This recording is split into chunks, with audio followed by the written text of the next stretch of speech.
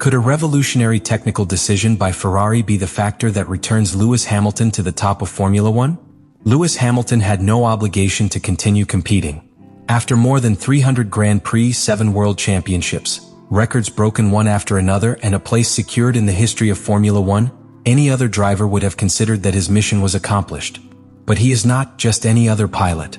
For Hamilton, retiring without that 8th title is not an option. What is at stake is no longer fame, nor contracts, nor external validation. It's something deeper. Legacy, historical justice, the obsession with achieving what seemed unattainable, and doing it on your own terms. This is where the story takes a strategic turn. The 2026 regulations impose a brutal limit, only 4 internal combustion engines for the entire season. This means that each engine must withstand more than 6,000 kilometers at maximum demands. Reliability will be as important as speed. And in this context, steel cylinder heads not only provide performance, they could avoid critical penalties for engine failure, something that has ruined entire seasons for drivers in the past. But there is more. This decision also has aerodynamic implications. By generating less waste heat thanks to combustion efficiency, the engine requires less cooling. This allows the size of the radiators to be reduced. And if the radiators are made smaller, the car's side pods can become narrower. In a modern F1 car, this is not a simple matter of aesthetics. It's pure performance. Tighter side pods mean less air resistance, better channeling to the rear diffuser, and more useful downforce. The car becomes more efficient, faster on straight lines, and more agile in high-speed corners. All of this composes a synergy that very few teams are in a position to achieve. Ferrari is redesigning its power unit not as an isolated component, but as the heart of the entire car. And this changes the rules of the game. While other teams look to extract incremental improvements, Ferrari has opted for a completely different engine architecture, aligned with the needs of a chassis optimized for active aerodynamics that will come into effect in 2026. The philosophy behind Project 678 is not simply to perform better than last year. It is creating a systemic, interconnected, and difficult-to-copy advantage. And this is where Hamilton comes in. Because for such a sophisticated machine to give results, it needs someone who knows how to interpret it. Know when to attack, when to conserve, how to manage power maps, and when to exploit the key moment. Hamilton, with more than 100 victories, has seen all possible scenarios in the race. His ability to read a car and extract its maximum potential is exactly what this project needs. At this point, the technical and the human intersect. The most ambitious car Ferrari has built in years needs the most successful driver in modern history. And that crossing of paths is no coincidence. It is the result of a shared vision, to challenge expectations and change the course of history.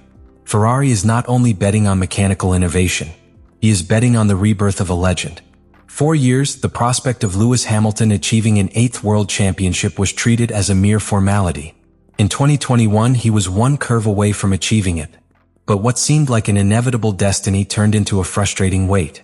A combination of controversial decisions, the emergence of a new technical order, and the fall of Mercedes as a dominant force transformed that 8th crown from a likely goal into a distant obsession. Now, aboard a completely different Ferrari, that opportunity seems more real than ever. Not because the current car is perfect, but because the next one could change everything. And because for the first time in years, Hamilton appears to be at the exact point where talent, experience, and technology align. In his first races with the Scuderia, the 7-time champion has shown clear signs that his adaptation curve is advancing rapidly. In mixed conditions such as those experienced in Australia, he had to deal with erratic strategy and treacherous weather conditions. Even so, he managed to stay within the points, showing an intelligent reading of the moment and avoiding mistakes that others, with more time in the car, did make. But it was in China where the true potential of this union began to be glimpsed. In the sprint classification, Hamilton once again showed himself sharp, accurate, aggressive, but precise. He didn't need more than one opportunity to place his SF25 at the front, competing head-to-head with Verstappen and the McLarens. It was the first sign that he wasn't just adapting, he was prepared to lead. This is what distinguishes great champions. It's not just about natural talent, but your ability to read the moment, to interpret the car, to anticipate transitions. Hamilton is not expecting Ferrari to be perfect.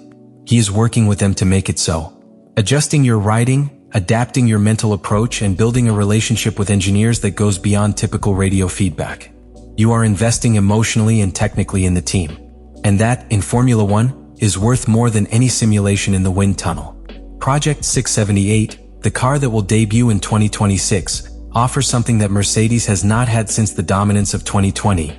A potential technical advantage from the beginning of the regulatory cycle.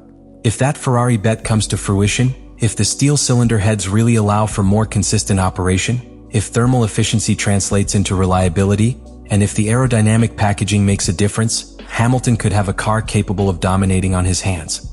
But even if the car is not the best on each circuit, your experience will be your greatest weapon. He has won championships with dominant cars and also in seasons where he had to get every tenth out of it based on strategy and metal. His ability to manage tires, to understand the race pace, to decide when to defend and when to give in, is unrivaled. And then there is the psychological factor. If Hamilton starts 2026 strong, if Ferrari shows that it has hit the nail on the head with its engine and chassis, there will be a knock-on effect. The pressure on Mercedes and Red Bull will increase. Internal confidence in Maranello will grow. And then, for the first time in more than a decade, Ferrari won't just be an aesthetic threat. It will be a competitive monster. One that combines revolutionary engineering with the most successful pilot of the 21st century. What is at stake is not just a championship. It is closing a circle. It is conquering the last great challenge of your career. Win with Ferrari. Winning when everyone said it was impossible. Becoming, without any discussion, the greatest of all time. Hamilton hasn't come this far to simply compete. He has come to make history. And that story is just beginning. In the history of Formula One, there have been moments that transcend sports. Decisions that mark a before and after. Changes that define not only the career of a driver, but the direction of an entire sport. Lewis Hamilton's commitment to Ferrari is one of those moments.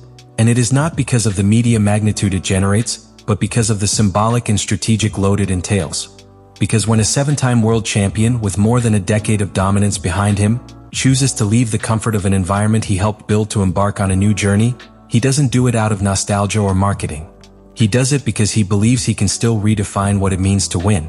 He does this because even at the peak of success, there are those who seek more than trophies. They seek purpose. Ferrari, for its part, is not simply hiring a legend. He is betting on a completely new philosophy. It has left behind the conservatism that for years kept it in the shadow of Red Bull and Mercedes. She is willing to risk, to innovate from the heart of your car, to sacrifice the safe for the extraordinary. And he is doing it with the help of a pilot who knows better than anyone what it means to build an era. The introduction of steel cylinder heads in your power unit is not just a technical solution. It is a declaration of intent. It is proof that Ferrari wants to lead not only in romanticism, but in engineering. That it is willing to challenge the technical dogmas of modern Formula One with a strategy that, if successful, will be studied for years. Because it's not just about winning races, but about changing the paradigm of how a championship car is built. And in the middle of all that, Hamilton. The driver who challenged Fernando Alonso in his debut season. That dethroned Schumacher in records. Who resisted Verstappen in one of the most tense seasons in recent history. That he lost, fell, came back, and chose to get back up once again. Not because I needed it, but because he wanted it. Because his story is not complete yet. If Project 678 delivers what it promises, if Ferrari's technical innovation is consolidated, if Hamilton's experience and vision can translate into victories, then we will be looking at more than just a successful season. We will be facing a new golden chapter in the history of Formula One. One where the most successful driver of the modern era and the most legendary team in motorsport merge to write the most epic outcome possible. Because in 2026 not only one championship will be at stake, a legacy will be at stake. One that, if consolidated, will forever change the way we remember Hamilton. And perhaps also the way we see Ferrari. Not like the team that lives off its past, but like the one that knew how to reinvent itself at the right time. And he did it with the best possible driver at the wheel. Let me know in the comments what you think about all this.